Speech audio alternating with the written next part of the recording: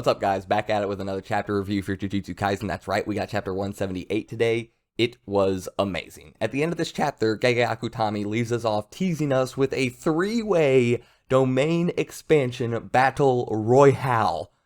And I'm hyped. But, as always, if you enjoyed the video, don't forget to hit that like and subscribe. It helps out, means a ton. You guys get plenty of fun stuff, not just Jujutsu Kaisen. We cover plenty of manga on the channel, so stick around, check it out, and see if anything else catches your interest. But with that being said, we gotta get into it, because like I said, I am hyped. So yeah, you hop into the very first panel of this chapter, and Rika is already there, fully manifested, right next to Yuta, ready to go. We're not wasting time. So Ryu and Uro both have their own distinct reactions to this. Bringing up Uro, I'm going to go ahead and state it now, so I don't have to bring it up again later when it happens again. But Gege Akutami was really loving giving us the booty shots this week, and I'm about it. I'm okay with it. But yeah, I had to bring it up, just get it out of the way now, then we can get to the rest of the chapter. Good job, Gege. Anyway, yeah, so they have their own distinct reactions. Uro's like, wait, full manifestation? He hasn't even shown his full power yet? Yeah, remember this, everybody. Yuta did not go all out from the beginning. He's been constantly holding back and getting hurt more and more than he would have to because he has been holding back. If he wanted to go all out from the start, I'm pretty sure he would have wiped the three of these people off of the face of the earth by now. Sorry, these three people and this bug. Either way, yeah, Ryu's sitting there like, wait a minute, his cursed energy is filling back up again? That's just not okay. So Rika asks Yuta, which one do you want? Opens up the little chest area, and all these curse tools just come hanging out. Yuta decides to reach in and grab one. When he does this, Rika grabs his arm, and then when he pulls it back out, it's this super arm.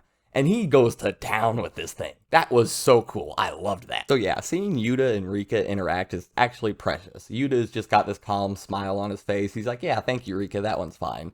He seems more peaceful and at ease just knowing that Rika is around him and nearby. It's precious and it's sweet. We also figure out that this Rika, is simply the external storage for cursed energy, cursed techniques, and they didn't say it, but also curse tools, because, you know, they all come falling out. I'd also say it's external storage for curse tools as well. But either way, only when Yuta is fully connected to Rika through the ring can he fully manifest Rika, use her cursed energy, and copy curse techniques. So either way, whether you gotta be fully connected through this ring or not, and he seems to always, like, what is fully connected through the ring? Does he just have to wear it? I don't know. Either way, busted. Busted, busted, busted. We already knew this about Yuta, it's fine, but seriously, busted. We also learn that this form will only last for 5 minutes. So, Rika starts heading after Ryu. Yuta stands back for a second. I love the way Gege Akutami did this to show Uro looking past Rika to focus on what Yuta was doing. That was just super cool artwork. So yeah, either way, Yuta has his hand over his mouth, pulls it down, and hits her with, well, the Uno reverse card version of Move Bitch Get Out the Way by Ludacris.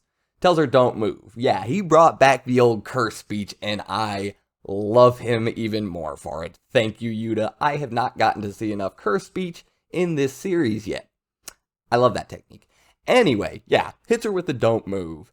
Rika, Yuta, on opposite sides, whooping this woman's ass wholesale, okay? Just going to town, jumping the hell out of Uro right now. Ryu's sitting over there like, hey, what? Come on, give me some attention, alright? Either way, he starts charging up one of his blasts from his good old headpiece. So weird, a pompadour cannon, either way. Yeah, Yuta is starting to fall back to the ground because, you know, he can't fly, so he calls Rika over. Rika just swoops around, gives him a little volleyball bump back into the air so he can keep whooping Uro's ass, and then Rika does the exact same thing that Yuta did. Just full palm, straight to that granite blast or whatever it's called. Fully, nope, get it out of here. Ryu's impressed, saying that was as strong as Okotsu's. Rika was pissed, saying that hurts. You can even see, like, the lines that run across Rika's head, like, misshaping as the head, like, scrunches in and the veins start popping out. That was awesome. That was so cool. Immediately after this, Rika's fist is all the way inside of Ryu's face. Well, at least inside of the space where Ryu's face used to be. That thing's now getting pushed backward very, very, very violently. But he pops back pretty well, I'm not gonna lie. He gets slammed, goes tumbling backward. Rika flies around trying to catch him. He catches himself, landing on his own 2 feet, spinning with the rotation of getting absolutely blasted by Rika into hitting Rika. That was amazing. That was dope. I absolutely just love it when a character's like spinning around or whatever and they just catch themselves in that like bent knee pose with that like fist. I love it. It's so good. And when you're able to do that to someone, what do you classify Rika as? Either way, when you're able to do that to Rika and send her flying across through another rooftop, I don't know what to say. So yeah, Ryu's over there loving it, saying his stomach craves even more. Let's feast. At this point, we cut back over to Yuta and Uro. Yuta plucks out a couple hairs and creates these shikigami that just look like little Rika heads with bat wings on them. So they go flying at Uro, and she goes, "It's always you Fujiwara standing in my way. Are you really that scared of what I can become?" While she says this, she grabs the air, pulls it around, and stomps on one of these shikigami, just obliterating the thing, basically. What she didn't realize, however, was Yuta was using Daru's technique this whole time. Well, this whole time with the shikigami. Yeah, they were tracing a orbital path for his domain.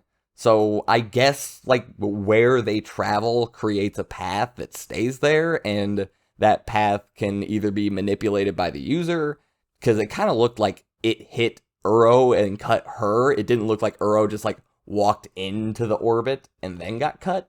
So I guess they create these orbits, and then they can be used to attack people with.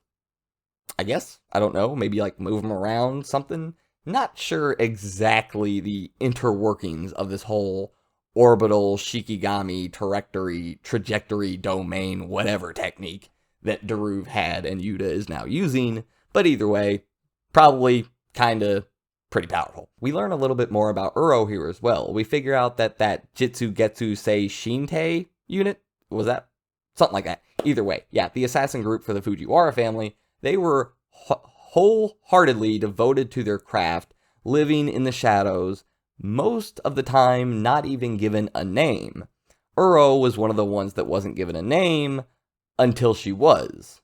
And she was given one simply to be used as a scapegoat for him killing his family, or whatever it was. Whoever him is, whoever he killed his own, yeah, she got scapegoated for that. That was the entire reason she was ever given a name. This, however, is when she realizes that, well, after getting cut and everything, that Yuta is using the technique from Daru. She's already seen him use cursed speech as well. So she figures out, oh, okay, wait a minute, this is not good. He's not a cursed speech user that can use shikigami.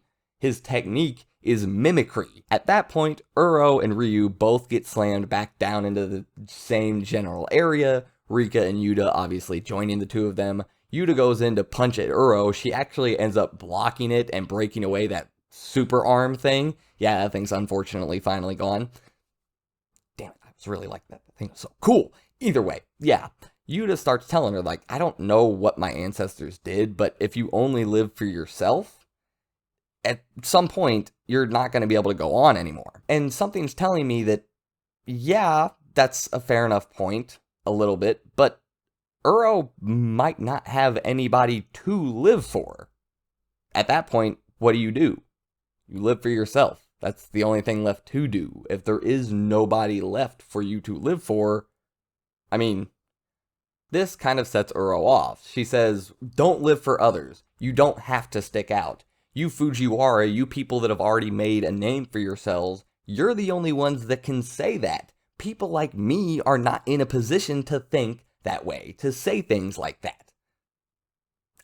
I can get it. I would say Yuta has definitely not lived the exact same type of life that Uro has. He has had his own struggles. Don't get me wrong. He's been through some weird, messed up stuff. But still, everybody has their own individual experiences. But during this, Ryu starts getting a little ticked off. He tells him, he goes, would you shut up already? We're not here to chat. The whole time, just beating on his chest. Dope. Loved it. Ryu is awesome. I think I'm right about this whole, like, he just wants a fight. He wants to be pushed to that limit. He's not a Heian era sorcerer. He talked about cake shops, and Gege Akutami showed us a modern day cake shop. I think somebody mentioned that in a comment in one of the videos. Either way, good job. So yeah, he's not a Heian period sorcerer. I don't think he died fighting a good fight. I think that's maybe not, he doesn't want to die fighting a good fight, maybe. I think he at least wants to be pushed to his limit. He wants to see exactly how far he can go, exactly how far he can be pushed. So yeah, love it. The whole beating on the chest thing, that was awesome. But yeah, he says, shut up. We're not here to chat. We're here to fight. Domain expansion. But he's not the only one. Yuta and Uro both say it at the same time as well. Like I said at the beginning, 3-way domain expansion battle royale. Yes. Give it to me. I have been wanting something like this, just bunches of domains. Like a 3-way domain expansion battle has been something that has been sitting in my head for quite a while now. I am hyped. I can't wait to see how this plays out. This is going to be so cool. Honestly, I can't wait to see how Akutami decides to draw this. This is going to be interesting. We also have to wonder, what domain expansion is Yuta going to use? Can he use the domain expansions of all the curse techniques that he can copy? Domains seem like they're kind of part of the curse techniques. They all kind of link back to the curse technique. Or is Yuta simply going to use a domain expansion of the mimicry technique itself? If so, what would the domain expansion of the mimicry technique even be? I got no idea. Either way, this chapter was absolutely fire, and it just set up even more fire for next time. So yeah, I'm hyped. I can't wait. I hope you guys enjoyed the video. I hope you enjoyed the chapter. If you did, don't forget to hit that like and subscribe. And more importantly, go down in the comments. Let me know your guys' thoughts. I love talking to everybody, and I respond to pretty much everyone. So with that being said, I hope you guys enjoyed. I'll see you next time. I'm out.